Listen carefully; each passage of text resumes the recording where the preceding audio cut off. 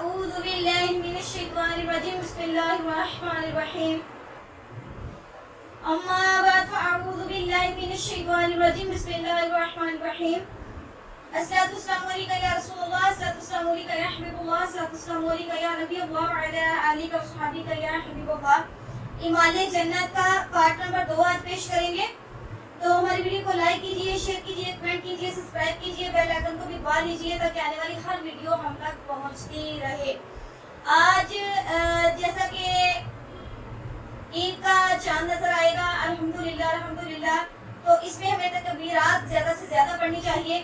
تو تکبیرات میں پڑھیں جتنا بھی پڑھا جا سکتا. اللہ اکبر، لا الہ الا اللہ، واللہ اکبر، اللہ اکبر وللہ الحمد. اللہ تبارک و تعالیٰ کی تعریف کرنی چاہیے. اور یہ جو 10 دن ہیں بڑے قیمتی دن ہیں، حج کے دن ہیں، اور اس میں مقبول دعائیں ہوتی ہیں، تو ہمیں اپنی دعاؤں کو قبول کروانا ہے. تو ہمارے جنت کا پارٹ نمبر 2 ہم پیش کرتے ہیں. نابالغ مگر ہوش مند لڑکے نے کلمہ پڑھ لیا اور بالغ ہونے سے پہلے ہی مر گیا، یا بالغ نے یہ کلمہ پڑھا اور فوراً ہی پاگل ہو گیا اور اسی حالت میں مر گیا، یا کلمہ پڑھتے ہی فوراً اس کا انتقال ہو گیا اور نہ کوئی نیک کام کر سکا نہ کوئی گناہ کر سکا، یہ تو سب وقت کلمہ اسلام پر ایمان لانے کے سبب سے ہمیشہ کے لیے جنت میں داخل ہوں گے.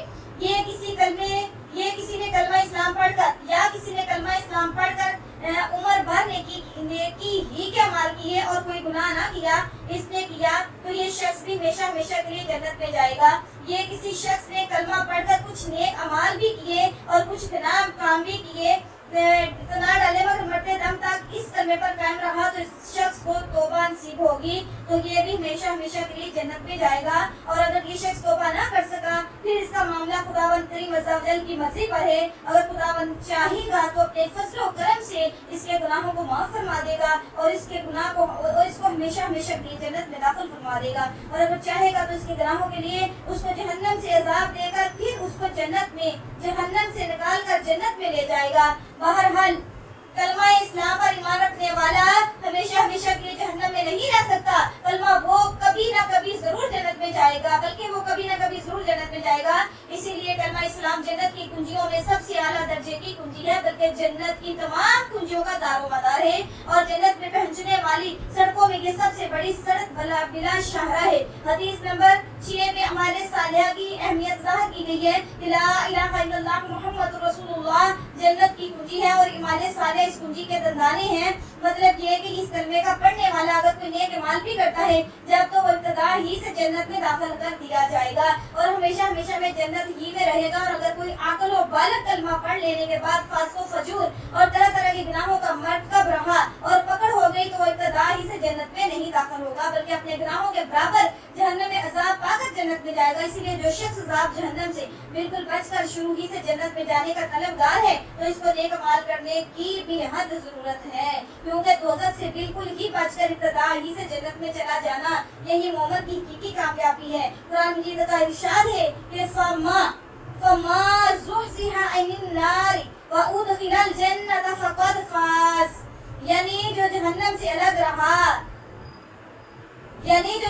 الگ رکھا گیا اور جنت میں داخل کر دیا گیا وہ یقیناً کامیاب ہے. یاد رکھو یہ حقیقی کامیابی اور فلاح بغیر مالے صالحہ کے حاصل نہیں ہوتی. لہذا جنت میں لے جانے والے ایمان پر جذبہ ایمانی اور جوش اسلامی کے ساتھ کار بندہ ہو کر حقیقی فلاح کے مستحق بنو. مولا تعالیٰ ہر مسلمان مرد عورت کو ایمان صالحہ کی توفیق بخشے، آمین. وما الا البلاغ المبین. کلمہ اسلام کا سبھی مقصد کلمہ کی بڑی عظمت ہے اور اس کو باکثرت اور بار بار پڑھنے کا شوق بڑا اجر و ثواب ہے. چنانچہ ایک حدیث میں آیا ہے کہ قیامت کے دن ایک شخص کو اللہ تعالیٰ تمام مخلوق کے سامنے کھڑا کر کے اس کے نامہ اعمال کے 99 دفتر کھولے گا اور ہر دفتر کی اس کی حد نگاہ کے برابر لمبا چوڑا ہوگا. پھر باری تعالیٰ فرمائے گا کیا تجھ کو ان اعمال سے انکار ہے؟ کیا نامہ اعمال لکھنے والے فرشتوں نے تجھ پر کچھ ظلم کیا ہے؟ تو وہ کہے گا نہیں ہے میرے پروردگار عز و جل.